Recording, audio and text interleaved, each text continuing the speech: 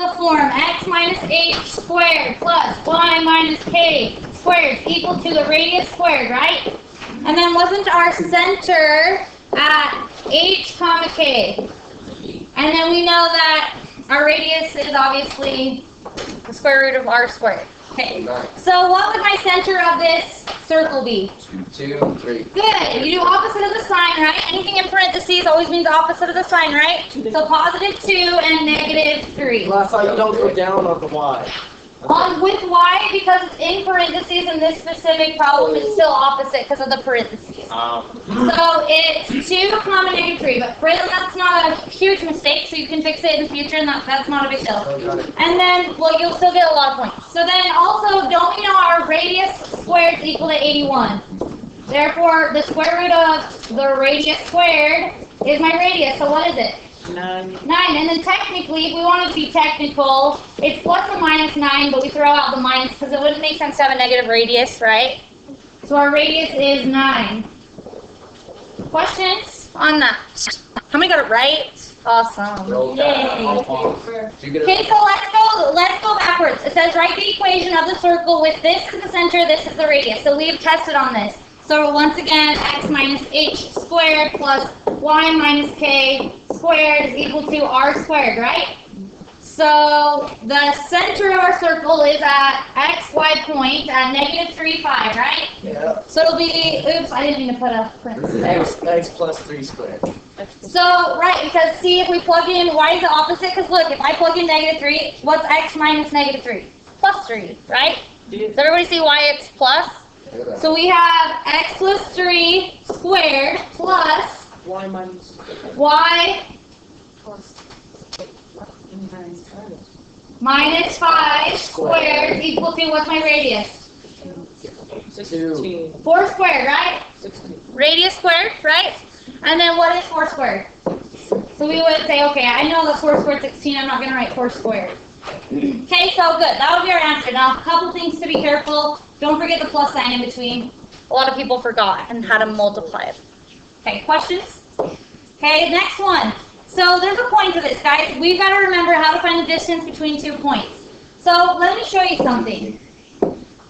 Not these 2 points, but let me give you a different one. If I put, okay, what's the distance between those 2 points? Isn't it easy just to count? Yes. So because they're in line, we can go 1, 2, 3. Does everybody see how the distance between these 2 points is 3 units? Yes. Okay, now one more thing. Let's say I did this point and this point. Now, because they're in a straight line, isn't it easy to count and say 1, 2, 3, 4 units?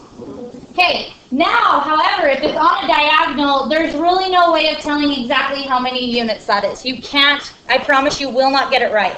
So if you try to say that's 1, 2, 3, you can't do it that way. The distance between those 2 points, we've got to actually go through and find using the distance formula, because it's on a diagonal. To the eye, you can't see exactly how much it is. What? Well, you should have learned it in secondary 1. We did it on like the first week of school, but it's been a long time. I know that. So write it down if you need it. So if you have a diagonal, you have to use this distance formula. So the distance between any 2 points. You could still use the distance formula for these 2 points, but why make it hard on ourselves? If we have something like this one, we just count. Okay. Yes.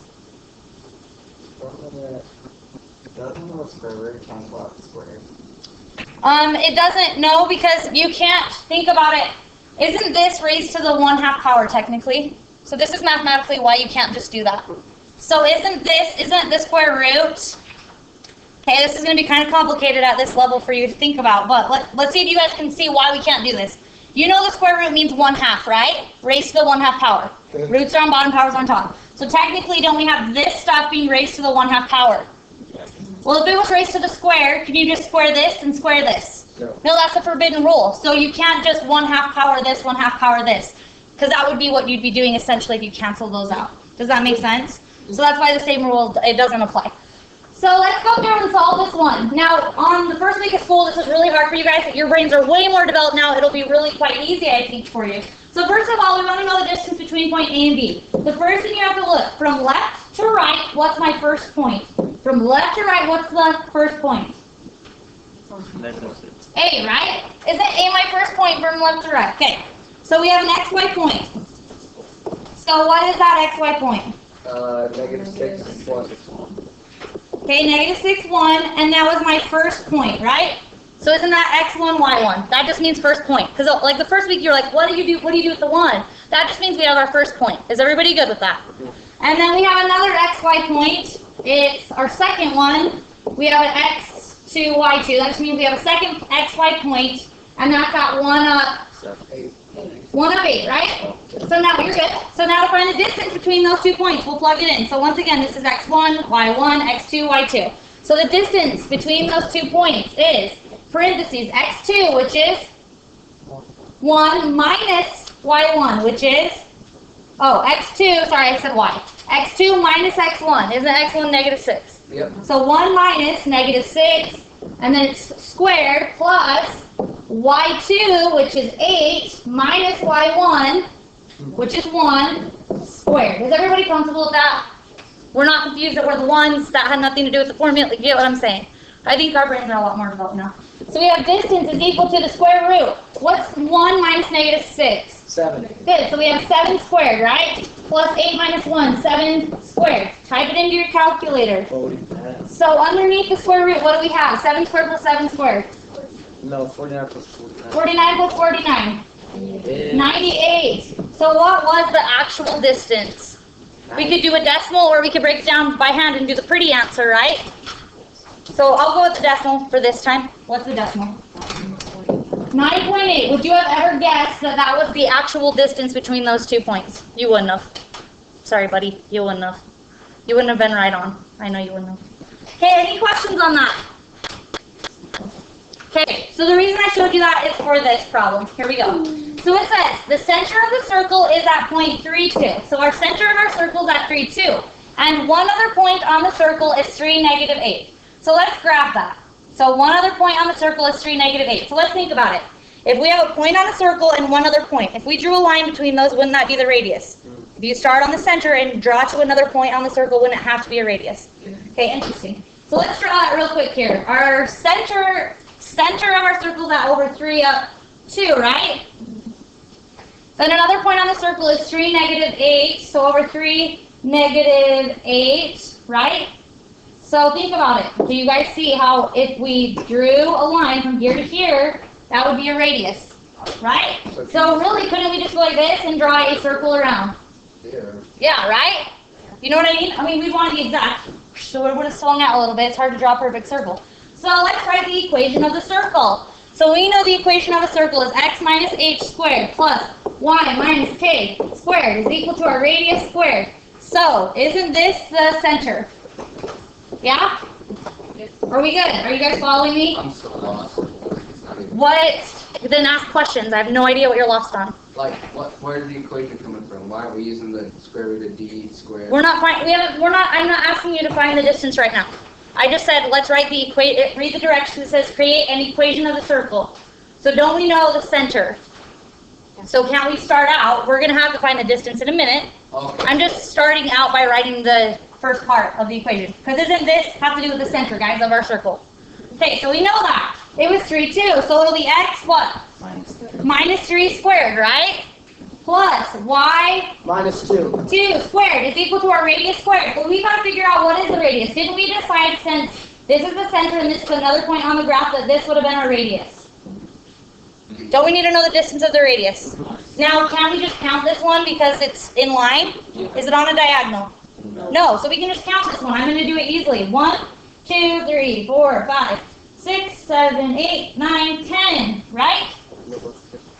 So our radius is 10. Do you understand why? Yeah.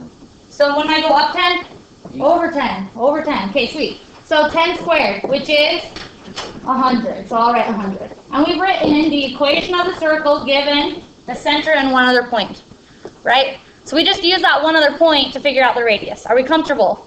Which, look, doesn't it make sense that it's 10? Is -8 and 2, isn't the distance between those 2 points 10? Yes. Okay, we're good. And so, is that the answer? Yeah, isn't that the equation of that circle? Yeah. Yeah, so we're done, right?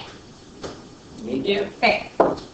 Okay, sweet. Do 1 through 9. Awesome. Out on the video. So remember, guys, if you were given a point, the center, and a point on the circle that was a diagonal, you would have to use the distance formula. The only time you wouldn't have to use it is if they're in line. Like this point is straight in line with this point, or once again, this point is straight in line with like this point. That's the only time you could count straight across. If it's a diagonal, you can't guess. You can't count diagonal units. So you have to use the distance formula to figure out the distance between these 2 points. Okay, so we know that to find an arc length, it's radius times theta, right? Yep. Radius times theta. So now if we're given something a little bit differently, we've got to be okay with it. So let's look at this problem. So it says, find what's the length of the arc. So we say, oh, okay, I know I'm using radius times theta. Okay, so if they gave us this information and this picture, let's see if we can go through and solve what we're being asked to find. So it says, if radius is 12, theta is this, and the arc length is this, then what is the length of the arc? So we have a lot of unknowns going on, right? Anytime something like this happens, draw a picture, put in what you know. So let's go through and piece by piece think through this. If radius, because a lot of you aren't very good at like kind of coming up with your own like, okay, let's see if I can put in what I know and then see. So if you didn't know where to start with this one, you'd say, okay, so I was given my radius is 12, so I'm going to put that in. Is everybody good with that? So I'm helping you think of how to think through things. Then theta is x over 3. And then you can say to yourself, well, that's kind of weird, but okay, they say that theta is x over 3. So this is x over 3. And then your arc length is 4x squared, so wouldn't this be 4x squared? And even though that feels weird because it's something we haven't seen before, let's see if we can think of how to solve it. So you say to yourself, we know all that stuff, and we know that s is equal to radius times theta, right? So isn't s 4x squared? So we know 4x squared is equal to our radius, which is 12, times theta, which is X over 3. x over 3, right? Why wouldn't it just be 1 over 3 or x? It's x over 3.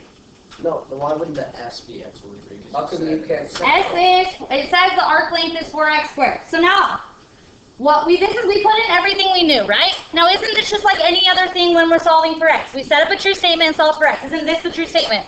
Radius times theta. Did you use a different true statement to solve? No, there's no other true statement. How come? What? Arc length is equal to radius times theta. That's the only one for this. How come it can't be x divided by 12 is the radius. The only true statement for this picture, guys, for an arc length, the only statement is radius is equal to, arc length is equal to the radius times theta. We were given those three things. Why do you have that look on your face? I'm going to slap it off you. Why are we trying to solve right now? What? Radius is 12. We're putting in what we know. No, but why do you times 12 to find s? It makes sense to everybody else, right? Then we're going to keep going, because if you guys I'm trying my best here and you're not giving me a chance to explain any of it. So I'm not going to sit and argue. How come you can't put for a true statement x divided by 3 is equal to 4x squared? Because I thought It's not. You didn't multiply in the radius. I know, but I thought the theta is always equal to the... Yeah. We're talking, but right? Everybody knows, right? To find the physical length of an arc, you have to consider the radius times theta, right, everybody? Okay, I'm getting it. Our radius is 12. It's like the Mondays, right? Lesson? It was a while ago. Radius times theta. Isn't this our radius? Isn't this our theta? Okay. That would equal this. Okay, so now let's continue to simplify this, guys. So, we have on this side, we still have 4x squared. When we multiply fractions, don't we multiply straight across? So that's 12x over 3. So really we have 4x squared is equal to 4x, right? And now, what are we doing? Solving for x, right? We just set up a true statement, which the only one for arc length is radius times theta, right? And now it just happened to be, okay, we're solving for x. So, here we go. So to solve for x, do we have a middle value? No. Do we have a px? Yes. Yes. So how do we solve this? We have to get it set equal to 0, right? So we subtract 4x from both sides. So we have 4x squared minus 4x is equal to 0, right? I would not choose at this point to solve with the quadratic formula. There's an easier way. It factors, and it factors very easily. What's in common in each term? 4x. So I'm pulling out a 4x. Now, we didn't pull out everything, so we've got to go back and figure out what's left in each term. We pulled a 4x out of each of those, so what was left? A negative. An x, right? And then don't say 0. What's anything divided by itself? Negative 1. 1. Good, so this one's negative 1. Now we factored it, right? We haven't solved anything yet. The whole point of factoring is so we can set each of those factors equal to 0 and solve. So we say 4x is equal to 0 and x minus 1 is equal to 0. Solving for x in each case, right? Divide by 4, divide by 4. X is equal to 0. 0 divided by 4 is 0. And then we'll add 1, x is equal to 1. So we have our two solutions, right? But let's go make sure if we're answering the question. It says, what is the length of the arc?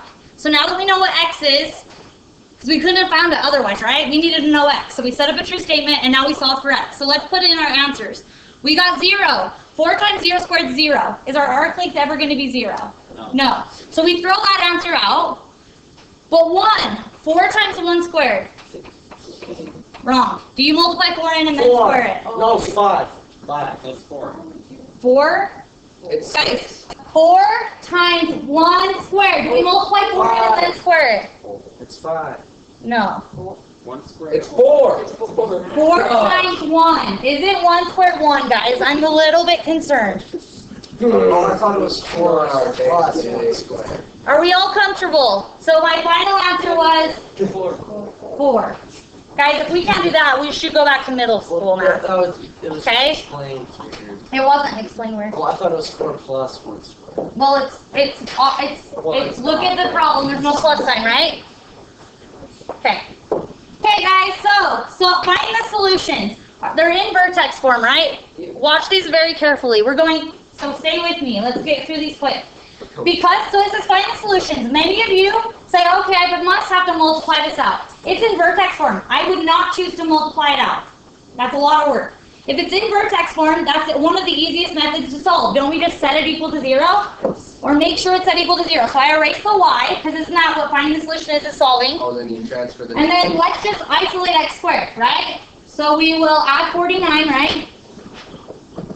So we have negative x minus 2 squared is equal to 49. Before we square root it, we have to get this completely alone. What will we do? Square root. No, before we square root, it has to be X plus completely 2. alone. Wrong, you can't do that. It's in the square. Divided by negative Add 12. 12. There's not a 12 there. Are we just guessing, guys? Substitute the negative in. If, So we can Do not substitute the negative. I'm looking at that right. So once again, we cannot square root it unless this piece, the square part, is completely isolated. What do we do to make this negative 1 go away? Divide both sides by negative 1. Doesn't that fix the negative problem? So we have x minus 2 squared is equal to what? negative 49. Negative 49. Now that this is completely alone, our square is completely alone, would we add 2 first? No, it's trapped in the square, right? So what will we do? Square Square root both sides of the equation. Our root cancels out our power. We're left with x minus 2 is equal to, is equal to what? Plus and minus. Good. Plus and minus 7i, right? Because it's the square root of a negative, 49. So now wouldn't we say x minus 2 is equal to 7i and x minus 2 is equal to negative 7i? Then we'll add 2 in each case, right? And then we know that this is a complex solution, meaning complex number, a plus bi, right? So let's write the whole number part first. So 2 plus 7i, a plus bi, and x is equal to 2 minus 7i. There's my 2 solutions. Are we comfortable with that problem? Why did you take both negatives out? We got x alone, so we added 2 to both sides of the equation. Clear back there. Like, We added 49, we just did algebra. that- Because a negative 1 divided by negative 1 is positive 1. But you just. We just used algebra to get that alone. We would have got the same answer if we would have Nope. distributed the negative in. Nope, you wouldn't distribute the negative in because then you'd be squaring the negative. Is that true? Would you multiply into? I don't get what doesn't make sense. Because you're taking 2 negatives away and only having 1 on the other. No, it's algebra, guys. It's just algebra. If this was negative 2 times x and I said solve for x, what do you divide both sides by negative 2? Yeah, but if That's no different than if you have a negative 1. but you have another negative on the bottom of that. Because negative 1 divided by negative 1 is 1. We did an inverse to get it alone. I thought that was a different number. Nope. Okay, so with this one, let's solve. We set it equal to 0. So we have 3 times x minus 1 squared minus 12 is equal to 0, right? So we would have 3 times x minus 1 squared is equal to 12. Then what would we do before we square root it? We have to divide both sides by 3. Look, divides out. So we have x minus 1 squared is equal to 4. Then what will we do? Square root both sides of the equation. Boom, boom. X minus 1 is equal to what? 2. And Plus and minus. if you forget plus and minus, you're done. You're done. Does that make sense, everybody? Okay, so now we'll split it apart. We have x minus 1 is equal to 2. We have x minus 1 is equal to negative 2. Solve for x in each case. Add 1. X is equal to 3, right? And we'd add 1. X equals...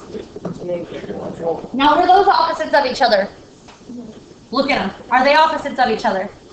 No, right? So what happens is people will forget the plus and minus, and then I'll say, oh, you forgot the plus and minus, and they'll have just gotten 3. And they'll say, oh, yeah, just plus and minus 3 then. That did it. Was that how it works?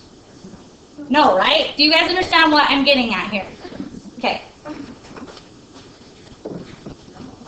Sweet. Last one, and the rest of the time's yours. So it says, find the solutions of this picture. Right off the bat, solutions are what?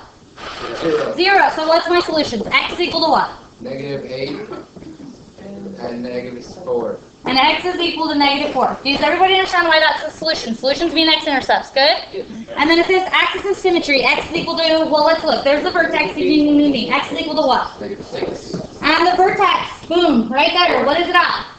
Negative 6, 4. Negative 6, 4. Vertex is the point, and next point domain. Infinity. All the numbers. What's my range? Negative 4 to Negative infinity up to 4, right? And then put a star on the max or min. So my question is this a max or min? Does it have a max or min value? It has a max. Isn't this highest value? It has the highest value. It doesn't have a lowest value. Isn't it going to infinity? So there's my star. Does that make sense, everybody? Sweet. The rest of the time is your, last one. Okay? Last one, sorry. And then the rest of the time is yours. Okay? Find the length of AB. So find the length of arc AB if CA is 6 and angle ACB is 110. So I'm going to put in what I know. AB, find this if CA is not this 6 and angle ACB is 110, right? How do we find the length of an arc? X is equal to what? 6 times 100. Radius times theta, right?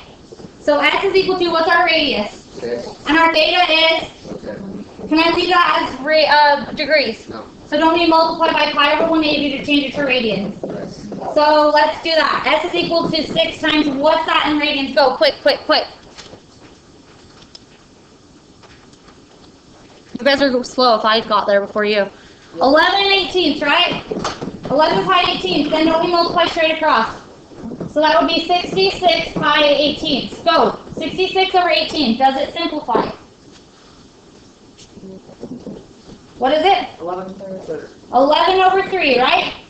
So 11 pi thirds. So now if it said I want the decimal answer, what do you then type it into your calculator? 11 pi thirds. I want both answers.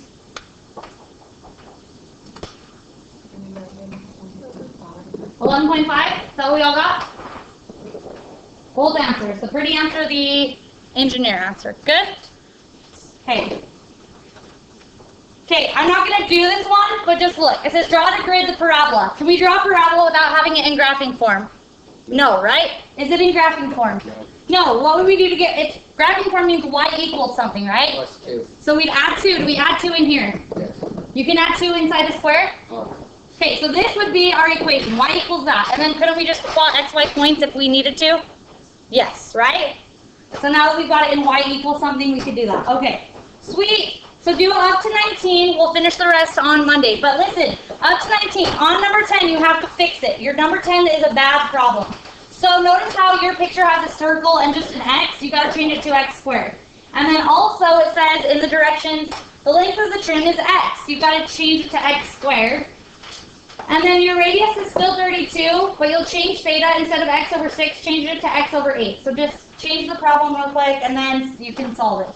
This was like the first example that we had such an issue with. Isn't it radius times theta as true statement here?